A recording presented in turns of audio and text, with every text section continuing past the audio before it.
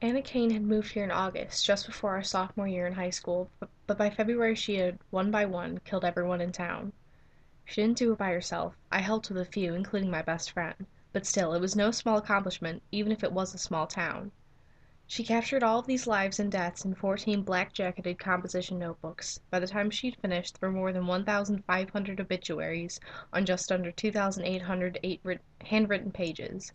The lives she wrote about were real, all true, but the deaths were fictions she'd invented, on average around 8 a day.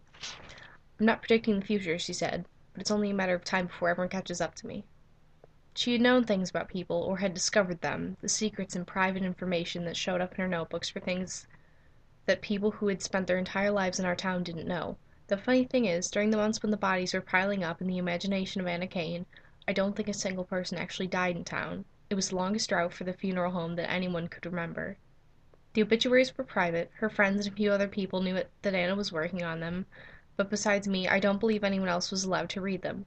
She must have started the project on her very first day in town, the day I saw her sitting on the front lawn of her new home, writing in one of her notebooks as the rest of us stood with her parents, watching their belongings parade from the long yellow truck into the house. And after she had written the last page almost 7 months later, she was gone. Maybe. She left behind little more than suggestions, hints, and suspicions, but there were enough of them to make you go crazy trying to figure out what it all meant. But you have to try.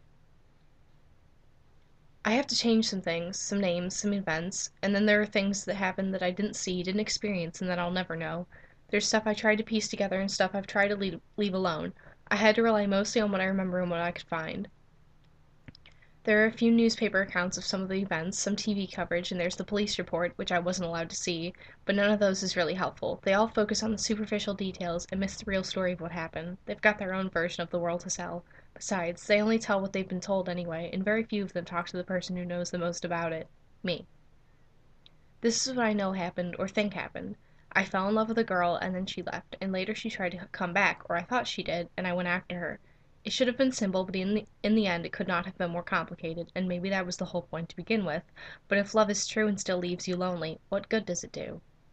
I started going over everything again, thinking I might find a way to her, wherever she was, or at least figure out what to do with all the things she left behind.